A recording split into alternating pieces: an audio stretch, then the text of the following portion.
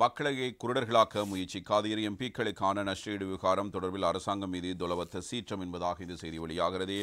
அறகலைய போராட்ட காலத்தில் போராட்டக்காரர்களால் தீ வைக்கப்பட்ட பாராளுமன்ற உறுப்பினர்களின் வீடுகளுக்காக பெற்றுக் கொடுக்கப்பட்ட நஷ்டஈடு தொடர்பில் அடிப்படையற்ற காரணங்களை முன்வைத்து மக்களை குருடர்களாக அமைச்சர் நலிந்த ஜெயதிச முயற்சிக்கக்கூடாது. அவ்வாறு மீண்டும் விசாரணைகளை முன்னெடுப்பதென்றால் என்னிடமிருந்தே விசாரணைகளை ஆரம்பிக்க வேண்டும். இறுதியில் அரசாங்கம் மீண்டும் எங்களுக்கு நிதி செலுத்த வேண்டிய நிலை ஏற்படும் என்று முன்னாள் பாராளுமன்ற உறுப்பினர் பிரேம்நாத் சித்தோலவத்த இவ்வாறு குறிப்பிட்டிருக்கிறார். கொழும்பில் இடம்பெற்ற செய்தியாளர் சந்திப்பிலே அவரால் இந்த கருத்து முன்வைக்கப்படுகிறது.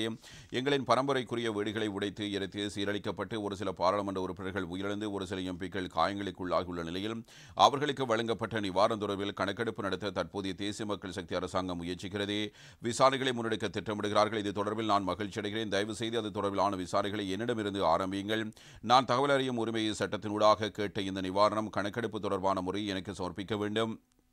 அதனூடாக ஒரு புறத்தில் நீதவான் நீதிமன்றத்தில் வழக்கு தாக்கல் செய்ய முடியும். வீடுகளை சேதப்படுத்த வந்த சந்தேகநபர்கள் மாத்திரமே இந்த சம்பவத்தில் கைது செய்யப்பட்டிருக்கிறார்கள். அவ்வாறு வீடுகளை சேதப்படுத்தி தீயிட்டு கொளுத்த வந்த அநேகமானவர்கள் மக்கள் விடுதலை முன்னணியைச் சேர்ந்தவர்களே. இந்த வீடுகளை சேதப்படுத்த வேண்டும் என்று சமூக வலைத்தளங்களில் அவர்களின் நிலைப்பாடுகளை பதிவிட்டு இடங்களை சரியாக குறிப்பிட்டு இந்த குற்றச்செயல் தொடர்பிலான முழு விசாரணைகளிலும் எங்களால் பிரதிவாதிகளாக்க முடியும், சந்தேக நபர்களாக்க முடியும். அதற்கு அப்பால் சென்று நிவாரணம் கிடைத்ததன் பின்னர் வீடுகளை சேதப்படுத்துவது பொருத்தமானது, தீயிட்டு கொளுத்துவது பொருத்தமானது, காயப்படுத்துவது பொருத்தமானது, கொலை செய்வது பொருத்தமானது என சம்பவத்துக்கு முடனான செயற்பாடுகளையும் பின்னரான செயற்பாடுகளையும் ஒன்று சேர்த்து இந்த வழக்குக்கு புதிய சந்தேகநபர்களை அடையாளப்படுத்த முடியும். அதனூடாக அரசாங்கத்திடமிருந்து எங்களுக்கு கிடைத்த நிவாரணத் தொகையை மீண்டும் அரசாங்கத்துக்கு ஒதுக்கீடு செய்து கொடுக்க முடியும். எனவே இந்த சம்பவம் தொடர்பில் மேல் விசாரணைகளை மேற்கொள்வதென்றால் அதிக நிவாரணம் பெற்றுக் கொண்டிருக்கிறோம் என்று கூறினால் எனது வீட்டிலிருந்தே விசாரணைகளை ஆரம்பிக்க முடியும். அதனூடாக உண்மையை அறிந்து கொள்ளக்கூடியதாக இருக்கும். அது மட்டுமல்லாமல் 25 லட்சம் ரூபாய் வரையறை தொடர்பில் பேசுகிறார்கள். அனர்த்த முகாமைத்துவ சட்டம் என்பது இயற்கையான அனர்த்தங்களுக்காக நிதி பெற்றுக் கொடுக்கும் முறையாகும். எனவே பரம்பரை ரீதியாக மிக கஷ்டங்களின் மத்தியில் உருவாக்கப்பட்ட வீட்டை உடைத்து சேதப்படுத்தி தீ வைப்பது நீதியான செயற்பாடா என்பதை மக்களிடம் வினவ விரும்புகிறோம்.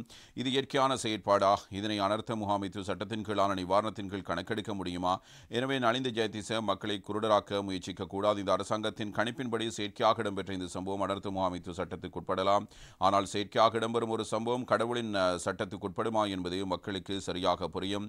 அரசாங்கத்தால் முன்வைக்கப்பட்டுள்ள அறிக்கை தொடர்பில் மீண்டும் விசாரணைகளை முன்னெடுப்பதென்றால் என்னிலிருந்தே விசாரணைகளை ஆரம்பியுங்கள். நான் பங்கு கொள்ளப் போவதில்லை. இந்த விசாரணைகளின் மூலம் மீண்டும் இந்த அரசாங்கம் எங்களுக்கு நிதி செலுத்தவே நேரிடும் என்பதாக பிரேம்நாத் சித்தோலவத்த இவ்வாறு குறிப்பிட்டிருக்கிறார். இதே நேரம் மற்றொரு தகவலை பார்க்கலாம். வீட்டுக்கு தீ வைத்தவர்களின் பெயர்களை வெளியிடுங்கள். முன்னாள் பாராளுமன்ற உறுப்பினர் காமினி லொக்குகே என்பதாகவும் வீரகேசரி பத்திரிகை இன்னும் ஒரு செய்தியை கொண்டு வருகிறது. மே 9 வன்முறையில் எனது வீடு தீக்கிரையாக்கப்பட்டது. வீட்டை புனரமைக்க 54 மில்லியன் ரூபாயை இழப்பீடாக பெற்றுக்கொண்டேன். இதில் யாருக்கு என்ன பிரச்சினை? இழப்பீட்டுத் தொகை பற்றி பேசும் ஆளுந்தரப்பினரே எமது வீடுகளுக்கு தீ வைத்தனர் என முன்னாள் பாராளுமன்ற உறுப்பினர் காமினி லொக்குகே இவ்வாறு கூறுகிறார். பிளிந்தலை பகுதியில் நேற்று புதன்கிழமை நடைபெற்ற ஆசன அமைப்பாளர்களுடனான கலந்துரையாடலின் போதே அவராலும் இது தொடர்பான கருத்து இவ்வாறு முன்வைக்கப்பட்டிருக்கிறது. எனவே மின் விநியோக துண்டிப்பு தற்போதைய பிரச்சனையாக காணப்படுது என்றும் இதற்கு அரசாங்கம் பொறுப்பு கூற வேண்டும் என்றும் குறிப்பிடப் போவதில்லை என்பதுவே இந்த நிலைப்பாடு. மே 9 வன்முறையில் மக்கள் விடுதலை முன்னணியின் ஆதரவுடன் தான் அரசியல்வாதிகளின் வீடுகள் தீக்கிரையாக்கப்பட்டன. 150 மில்லியன் ரூபாய் செலவழித்து நான் வீட்டை நிர்மாணித்தேன். கலவரத்தின் போது எனது வீடு தீக்கிரையாக்கப்பட்டது. ஆகவே வீட்டை நிர்மாணிப்பதற்கு 54 மில்லியன் ரூபாயை இழப்பீடாக பெற்றுக்கொண்டேன். இதில் யாருக்கு என்ன பிரச்சினை?